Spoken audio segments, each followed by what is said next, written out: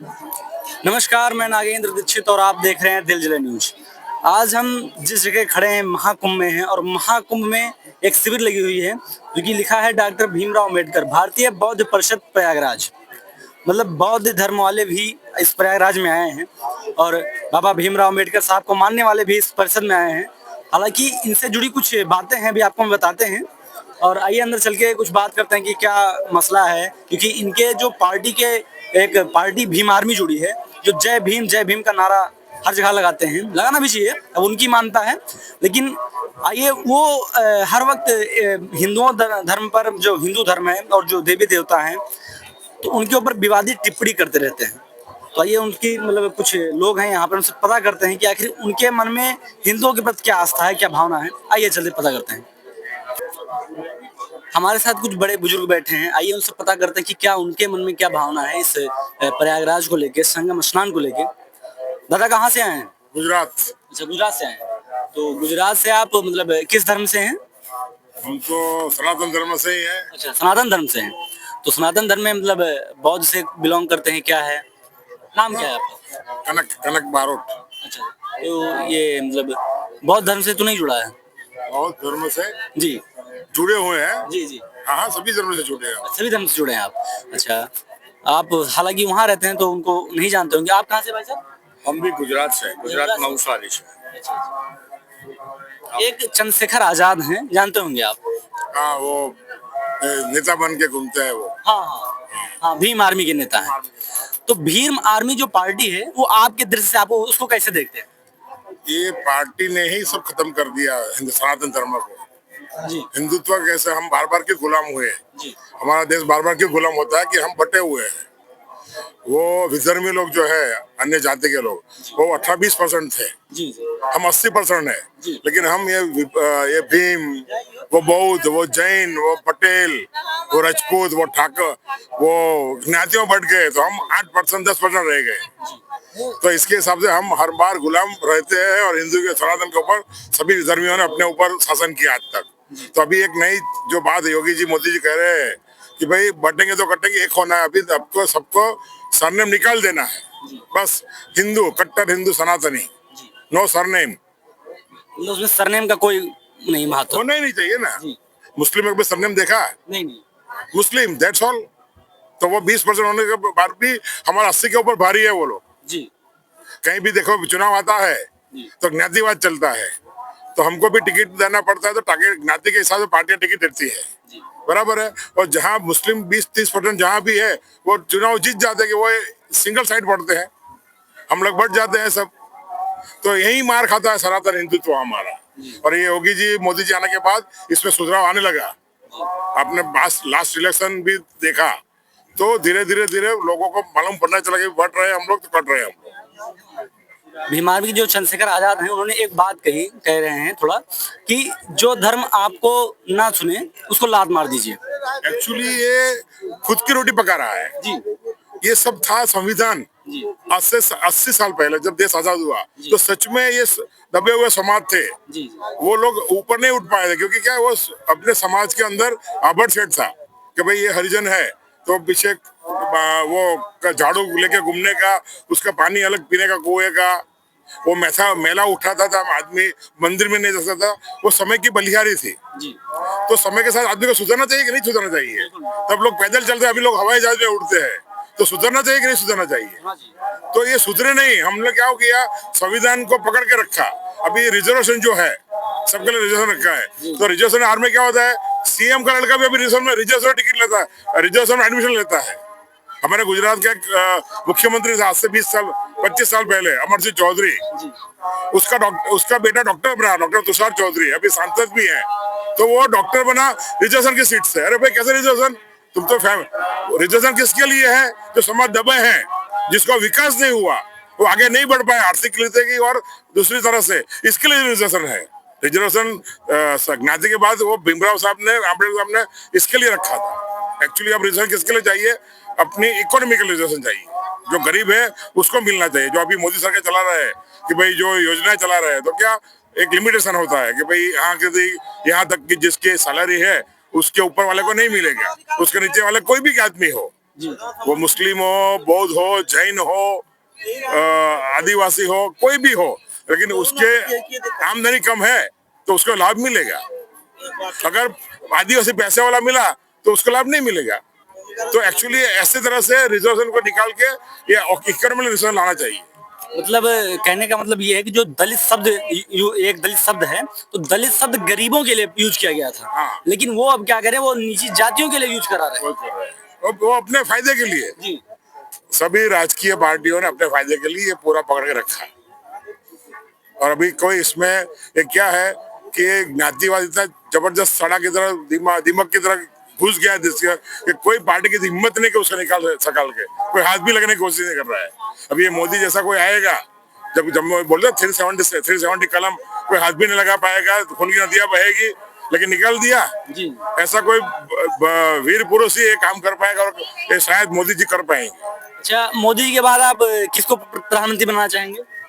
वो तो भी उनकी पार्टी है, उनको तय कर रहे हैं, हम तो कैसे बता सकते नहीं, हैं। फिर भी आप दिखते हैं, योगी जी दिखते हैं। हाँ। जिस तरह शासन चला रखे हैं, हमने 10 दिन से यूपी में घूमते हैं, पुलिस की मुस्तैदी देखी हम लोगों ने, उनका व्यवहार देखा, तो पूरा यूपी, पहले का यूपी आज का यूपी बहुत फर्क है। सैल्यूटेबल है इनकी प्रशासन को। अगर किसी को सीखना है कि प्रशासन कैसे चला जाए तो इसको यूपी आना पड़ेगा। उसमें उन्होंने यूपी को उत्तम प्रदेश बना के रख दिया, उत्तर प्रदेश को उत्तम प्रदेश बना के रख दिया। आपके वहाँ जो गुजरात में प्रशासन व्यवस्था है और जो यूपी में है, उसमें बहुत ज्यादा फर्क है। हम तो पहले से अच्छे हैं क्योंकि नरेंद्र भाई कई साल गुजरात में रहे हैं, तो हमारी प्रशासन व्यवस्था बहुत अच्छी है। लेकिन यूपी के बारे में तो डरते थे लोग। मैंने देखा है 10-12 साल पहले मैं दिल्ली आता था तो शाम को 7 बजे के बाद कोई निकलता नहीं था। क्या बोले, नहीं भाई 7 बजे का घूमने का नहीं, अपने सेफ एरिया में चले जाने का। अभी यूपी भी गुजरात जैसा हो गया, रात को 12 बजे भी घूमो, आपको कोई पूछेगा नहीं। मतलब योगी जी बन सकते हैं प्रधानमंत्री आगे? पक्का बनना, उनको ही बनाना चाहिए। उनको ही बनाना चाहिए आपकी तरफ से? यस। और यहाँ का परिवेश कैसा लग रहा है? आप घूम रहे हैं, टहल रहे हैं, यहाँ मतलब कैसा फील हो रहा है आपको? हाँ, एक तो स्वच्छता बहुत अच्छी है, क्लीननेस लगा हमको, दिखता है क्लीननेस, स्वच्छता है यहाँ? स्वच्छता है। पुलिस ज्यादा अनुभव, पुलिस का अनुभव हुआ, बहुत बढ़िया उनकी व्यवस्था है, बहुत बढ़िया तरह से वो लोगों को टैकल कर रहे हैं। इतनी भीड़ भी है, कोई भी पुलिस वाला पूछेगा तो वो जरा भी आपको हर्ट नहीं करेगा, बिल्कुल आराम से समझाएगा बात आपको। ये इतना बड़ा कुंभ, समझो 1.5 महीने तो कुंभ चलेगा, उसके 15-20 दिन पहले से वो काम में लग गए होंगे, तो 2 महीने तक इतना बड़ा कुंभ को संभालने का, एडमिनिस्ट्रेशन करने का और बिल्कुल कूल रह के, ये बहुत बड़ी बात है अपने आप में। मतलब अच्छा लग रहा है यहाँ? बहुत अच्छा। आपको सर? जी, क्या नाम है आपका? मैं सुरेश चंद्र मकवाना। वही गुजरात से ही हैं? मैं भी गुजरात से। तो आपको कैसा लग रहा है?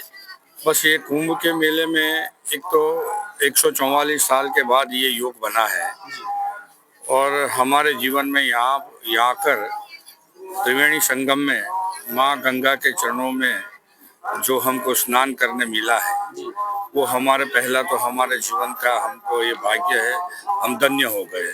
पहली बार आए हैं? हाँ जी, पहली बार आए। ये हमारे दोस्त है, हम लोग 10 दिन से पूरे यूपी में घूम रहे हैं। हर धार्मिक स्थान पे, चाहे राम मंदिर हो, काशी विश्वनाथ हो, विंध्याचल हो या चित्रकूट हो, या यहाँ पर सभी जगह पर हम लोग घूमे हैं। लेकिन यहाँ का यूपी का जो माहौल जो डरावना बना हुआ था सालों पहले, योगी जी के पहले, वहाँ पर जाना, हम लोग वहाँ पर रुके थे विंध्याचल यानी कि मिर्जापुर में आया है। काफी संभावित क्षेत्र है वो, काफी क्षेत्र आप जान रहे हो कितना डरावना। मिर्जापुर नाम से लोग पूरे देश में कांपते हैं। सोशल मीडिया, टीवी के माध्यम से हम क्राइम रेट देखते हैं उस वहाँ का, तो सब लोगों को मालूम है। काली मैया का इलाका है। काली मैया का इलाका है, जो काली मैया का हम लोगों ने दर्शन भी किया और महाकाली का भी वो इलाका है ना, तो वहाँ दर्शन भी हम लोगों ने किया। और हम लोग बिल्कुल बेझिझक, हम लोग बस्ती में जाके उनके घर में रहे, एक दिन पूरा नाइट वहाँ पर हम लोग रुके, पूरी गली गली में हम लोग घूमे। हमें कहीं ऐसा नहीं लगा कि जैसे हम लोग टीवी में देख रहे हैं मिर्जापुर का ये क्राइम रेट देख रहे हैं, यहाँ पर कुछ देखने नहीं मिला। यानी कि योगी जी आने के बाद यूपी का, ये भाई साहब ने बताया कि उत्तर प्रदेश सच्चे अर्थ में ये उत्तम प्रदेश बन चुका है। और यहाँ हम लोग कुंभ के मेले में आए हैं, तो यहाँ की व्यवस्था हम लोग समझते हैं कि कम से कम 1 करोड़ लोग हर रोज आ रहे हैं यहाँ पर, लेकिन कोई यातायात की तकलीफ नहीं है, कोई मुश्किल ही नहीं है। हर श्रद्धालुओं को वहाँ पर दर्शन करने मिल रहा है, हर अखाड़े में आश्रय स्थान मिल रहा है, उनको भोजन की व्यवस्था, चाय पानी की व्यवस्था, स्नान करने की व्यवस्था, और गंगा मैया में हर श्रद्धालु अच्छी तरह से वहाँ डुबकी लगा रहे हैं। भैया ने बताया कि यहाँ का प्रशासन का जो व्यवस्था है, यहाँ की पुलिस का जो व्यवस्था है, और यहाँ के जितने भी उत्तर प्रदेश के ये मेले के काम में लगे हैं वॉलंटियर के रूप में भी, वो सभी लोगों का अच्छा सहयोग हो रहा है, सभी श्रद्धालु। और यहाँ से कुछ अच्छा लेके हम लोग जाएंगे और ये गुजरात में बताएंगे हम लोग कि भाई जो जिस तरह से वहाँ पर जो इंतजाम किया है ये अद्भुत है अपने आप में। हमारे राज्य में भी कुछ ऐसा होना चाहिए। हाँ, गुजरात में देखो, हम ये गुजरात की बात तो हम बोल नहीं सकते। गुजरात में जो हुआ है ना भूतो ना भविष्य। गुजरात में बहुत बड़े बड़े इवेंट होते हैं, देश विदेश के इवेंट होते हैं वहाँ पर। यहाँ पर पूरे भारतवर्ष में अगर कोई बिजनेस लाए है तो गुजरात से चला है। पूरे विश्व के लोग को वहाँ पर आप बुलाते हैं, मोदी साहब बुला के उनको MOU होता है। हर देश में, हर राज्य में कहीं ना कहीं बड़ी बड़ी इंडस्ट्रीज यहाँ पर लेकर आए। तो गुजरात में जो हो रहा है वो तो कहीं नहीं हुआ, लेकिन यूपी में अभी होना शुरू हुआ है, और इसकी हमको प्रसन्नता है कि चलो हमारे और राज्य में, जैसे गुजरात जिस पथ पर चला है उस पथ पर उत्तर प्रदेश के साथ साथ और कई राज्य चल रहे हैं। ये अपने देश की प्रगति है। देश को परम वैभव के शिखर पर विराजमान करना है, तो इसी तरह हर राज्य के लोगों को आगे बढ़ना होगा। देश को विश्व गुरु बनाना है, देश को सारी दुनिया के फलक ऊपर भारत का नाम रोशन करना है, तो हम सभी लोगों को साथ पौराणिक असलों पे बढ़ना पड़ेगा, फिर से पुरानी चीजें अपनाना पड़ेगा। चलिए, बहुत बहुत धन्यवाद आप लोगों का भाई साहब, बहुत बहुत धन्यवाद। फिर मिलते हैं नए पॉडकास्ट में।